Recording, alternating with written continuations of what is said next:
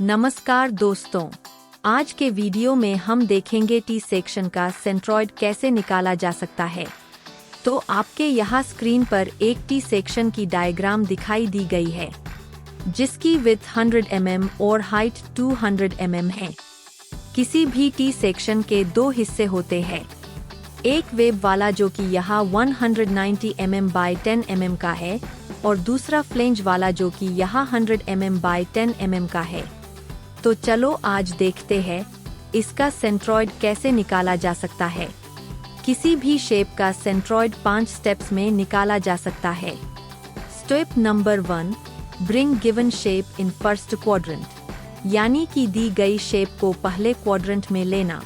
Step number 2, given shape को basic shape में convert करना। स्टेप नंबर 3, जो कि बेसिक शेप में कन्वर्ट किए गए शेप का एरिया निकालना है। स्टेप नंबर 4, बेसिक शेप का x और y डिस्टेंस निकालना। और आखिरी वाला स्टेप नंबर 5, गिवन शेप का सेंट्रॉइड निकालना। तो चलो शुरू करते हैं स्टेप नंबर 1 से। दिए हुए शेप को फर्स्ट क्वाड्रेंट में लेना। इसके लिए हमें y एक्सिस शेप के सबसे लेफ्ट वाली साइड को चिपक के रखना है और x एक्सिस सबसे बॉटम वाली साइड को चिपक के रखना है। यहाँ हमारी स्टेप नंबर 1 पूरी हो गई और हम आगे बढ़ते हैं स्टेप नंबर 2 की ओर। दिए हुए शेप को बेसिक शेप में कन्वर्ट करना। इस स्टेप में हम शेप को छोटे छोटे हिस्सों में बांट देते हैं। यह तरीका सभी का अलग अलग हो सकता है, लेकिन फाइनल आंसर जो आने वाला है वह सभी का सेम ही होगा। यहाँ हम देख सकते हैं टी सेक्शन को 2 हिस्सों में बांटा गया है। इसको हम 3 हिस्सों में भी बांट सकते हैं, लेकिन एक बात याद रखनी चाहिए, जितने ज्यादा हिस्सों में हम बांटेंगे उतना ज्यादा कैलकुलेशन बढ़ेगा। फिलहाल के लिए हम 2 ही हिस्सों में बांटेंगे। यहाँ हमारी स्टेप नंबर 2 भी पूरी हो गई है और हम आगे बढ़ते हैं स्टेप नंबर 3 की ओर, जो कि है कन्वर्ट किए हुए शेप का एरिया निकालना। यहाँ कन्वर्ट किए गए हुए दोनों शेप रेक्टेंगुलर है।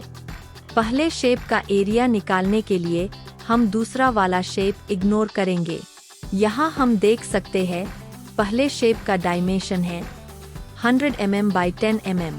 रेक्टेंगुलर शेप का एरिया निकालने का फार्मूला सिंपल है, लेंथ इनटू हाइट, जो कि यहाँ 100 mm into 10 mm is equal to 1000 mm square होता है। अब दूसरे वाले शेप का एरिया निकालने के लिए हम पहले वाला शेप इग्नोर करेंगे। इस दूसरे शेप में हम देख सकते हैं उसकी विड्थ 10 mm तो दी गई है, लेकिन उसकी हाइट यहाँ नहीं दी गई। तो यहाँ उसकी हाइट निकालने के लिए हमें टोटल हाइट 200 में से 10 mm ऊपर वाले शेप की हाइट माइनस करने पड़ेगी, तो हमें सेकंड वाले शेप की हाइट मिलेगी 190 mm। अब हम दूसरे वाले शेप का एरिया निकाल सकते हैं, लेंथ इनटू विड्थ, यानी के 10 into 190 is equal to 1900 mm square. यहाँ हमारी तीसरी भी स्टेप पूरी हो गई। नेक्स्ट स्टेप है हर एक शेप का x और y डिस्टेंस निकालना। पहले वाले शेप का x एंड y डिस्टेंस निकालने के लिए हम दूसरा वाला शेप इग्नोर करेंगे। x1 क्या होता है?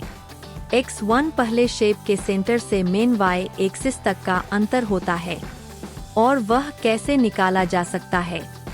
सिंपली इस केस में 100 डिवाइडेड बाय 2 यानी के 50 mm आएगा।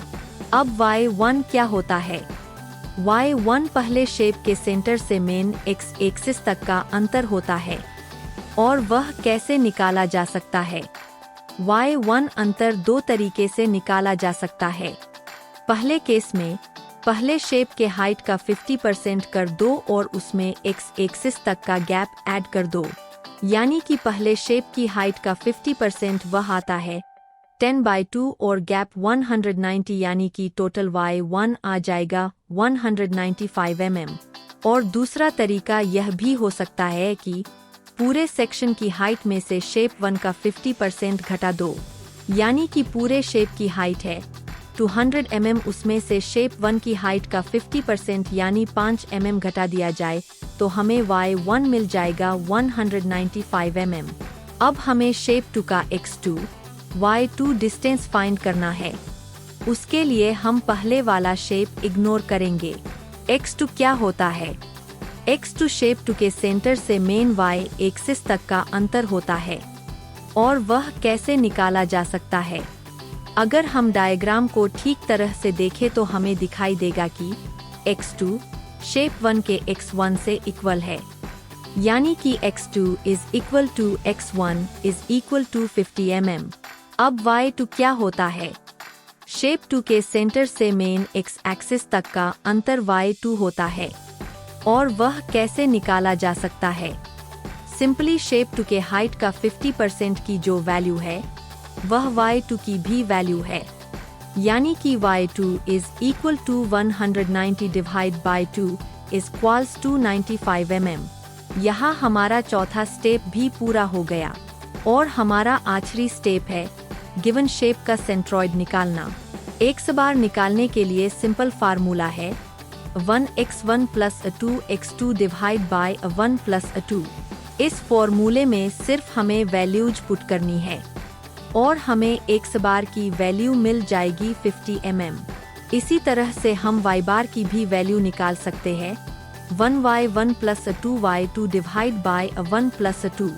इस फार्मूला में सिर्फ हमें वैल्यू पुट करनी है और हमें y बार की वैल्यू मिल जाएगी 129.48 mm।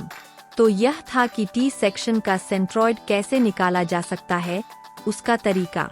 आपकी और अच्छी तरीके से प्रैक्टिस के लिए नीचे डिस्क्रिप्शन में गूगल फॉर्म की एक लिंक दी गई है, उसके द्वारा भी आप और दूसरा टी सेक्शन का प्रॉब्लम सॉल्व कर सकते हैं। अगर आपको वीडियो अच्छी लगी तो लाइक करें, अपने दोस्तों के साथ शेयर करें और आपकी कोई सजेशन या कोई डाउट है तो कमेंट बॉक्स में जरूर कमेंट करें। Thanks for watching.